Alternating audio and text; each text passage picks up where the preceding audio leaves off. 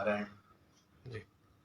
बोल सद्गुरुदेव भगवान की जय। संस्कृत भाषा में प्रत्येक शब्द का एक अपना विज्ञान है और प्रत्येक शब्द का अपना एक महात्म है और उस शब्द ध्वनि से निश्चित रूप से बहुत परिवर्तन होता है। शब्द जो भी होता है वो आकाश में होता है और आकाश का जो गुण है वो परमात्मा का गुण है, इसलिए परमात्मा नीले रंग के हैं। राम को देख लो, कृष्ण को देख लो, जैसे आकाश व्यापक है और वैसे ही परमात्मा व्यापक है। इसलिए परमात्मा आने के पहले आकाशवाणी करते हैं। जैसे मनु जी महाराज के पास भगवान साकार रूप में आए, तब तक उनको विश्वास नहीं हुआ। बार बार आए और कहा वर मांगो, कभी भी वर नहीं मांगा। जब भय नभ वाणी आकाशवाणी हुई तो उसके बाद फिर उन्होंने आंख खोला, क्योंकि भगवान को जानने के लिए यदि कोई साधन है तो एकमात्र साधन है शब्द। शब्द के अतिरिक्त परमात्मा को आप किसी रूप में नहीं जान सकते हो। आंखों के माध्यम से परमात्मा को नहीं पहचाना जा सकता, जीव के माध्यम से परमात्मा को नहीं पहचाना जा सकता, नासिका के माध्यम से परमात्मा को नहीं पहचाना जा सकता। परमात्मा को पहचानने के लिए शब्द है, इसलिए वेद को शब्द स्वरूप माना जाता है। तो प्रत्येक शब्द का एक अपना विज्ञान है।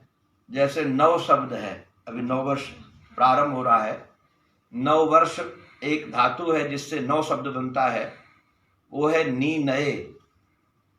नी नए का अभिप्राय जो आपको, आप जहां खड़े हो वहां से आगे ले जाए, पीछे न ले जाए। जहां तक आप लोग पहुंच गए हो, सुख में, शांति में, आनंद में, प्रेम में, सौहार्द में, अब उससे पीछे न जाओ, आप उससे आगे ही बढ़ते रहो। ये 9 शब्द का अर्थ है। आपकी गति जहां तक ईश्वर ने पहुंचाया है वहां तक आपकी गति बढ़ती रहे सबकी, और सब सुख को प्राप्त करे। वो वर्ष शब्द का अर्थ जो है, वैसे तो संख्या का ये नाम ही है, एक जो वर्ष शब्द है। तो जो 9 वर्ष है आपके जीवन में, या आप सबके जीवन में नया नया सुख का वर्षण करे, इसलिए तो आज वर्षा हुई है। और दूसरी बात इसमें एक और भी है, ये संख्या भी बड़ी अद्भुत है इस बार की।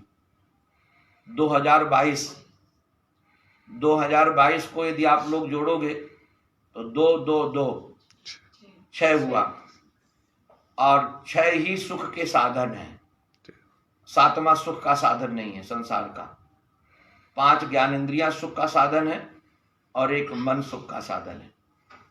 5 ज्ञानेंद्रियों से शब्द, स्पर्श, रूप, रस, गंध हम सबको मिलता है, और मन इनके साथ शामिल होकर के सुख देता है। तो हम सबके जीवन में ये 6 का अंक पूर्णांक बने, अर्थात हम सबके जीवन में नया नया सुख लाए। हमारी आँख भी भद्र देखे, कान भी भद्र सुने, नासिका भी भद्र गंध ले, आनंददायी मिले, भद्र मिले। 5 विषय हमारे जीवन में सुख वाले हों, और हमारा मन जो 6वां है, वह मन इस सब को मंगल रूप से स्वीकार करे। जब मंगल रूप से स्वीकार करेगा तभी मंगल स्वरूप होगा।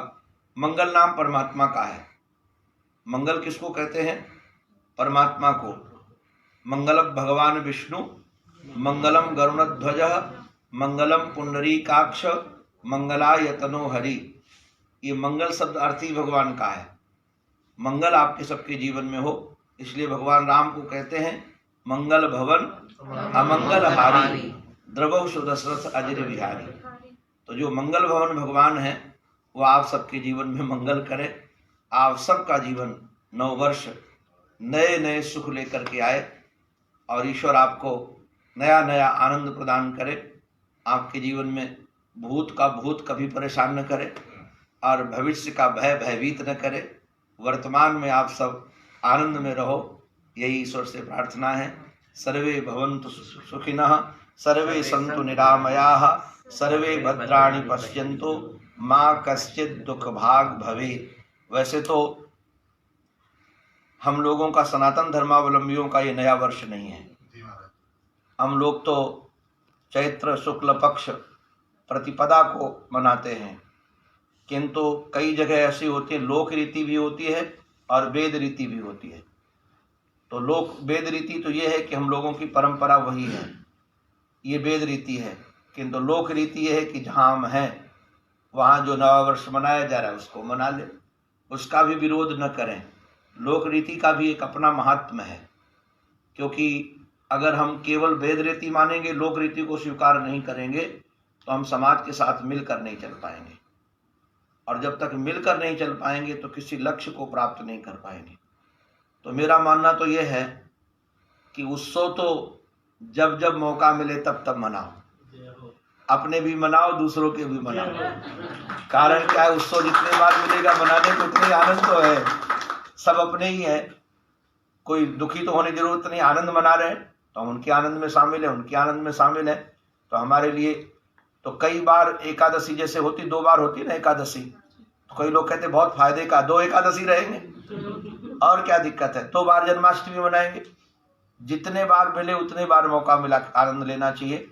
और सच्ची बात तो ये है कि आप लोग जिस ढंग से नववर्ष मना रहे हो, यही ढंग है नववर्ष मनाने का। पूछो क्यों?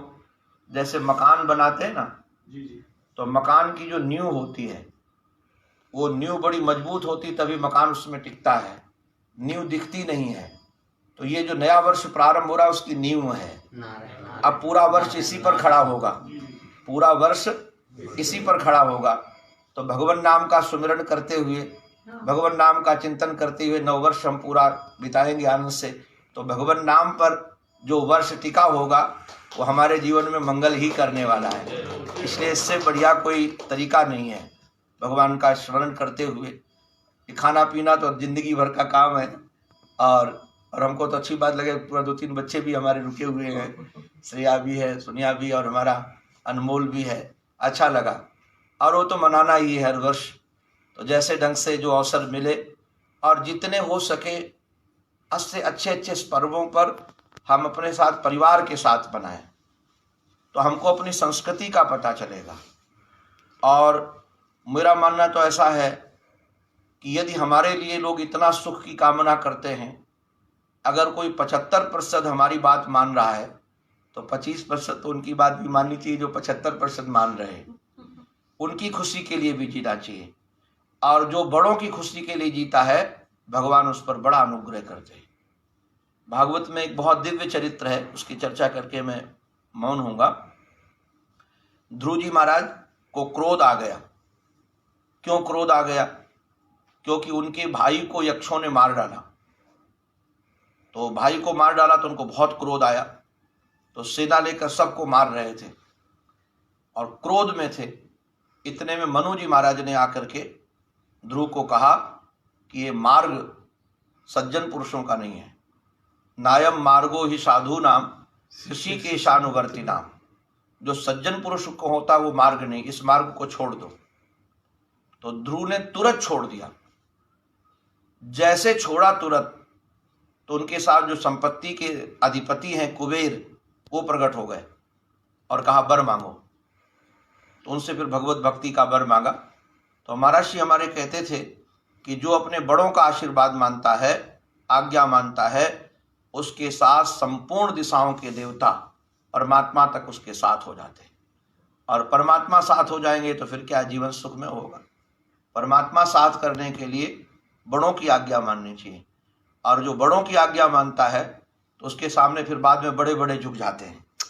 बड़े बड़े उसी के सामने झुकते हैं जो बड़ों की आज्ञा मानता है।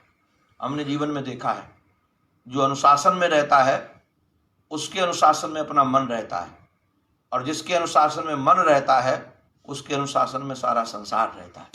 तो ये भगवान नाम संकीर्तन करते हुए और अपने बड़ों के साथ ये दिव्य पर्व हम लोग मनाएं। पूरा विश्व अलग अलग समस्याओं से फंसा हुआ है, उस समस्या में भी हम प्रार्थना करें। सारा विश्व हमारा परिवार है, जहाँ हम रहते हैं वो भी हमारा परिवार है, वो हमारी भूमि है। ये वर्ष सबके लिए, ऐसा कोई व्यक्ति न हो जिसके लिए वर्ष अमंगलदायी हो, सबके लिए मंगलदायी वर्ष हो। यही कामना करता हुआ ईश्वर से, और यही प्रार्थना करता हुआ ईश्वर से कि सबका जीवन रसमय हो, आनंदमय हो, सुखमय हो। नारायण नारायण नारायण नारायण।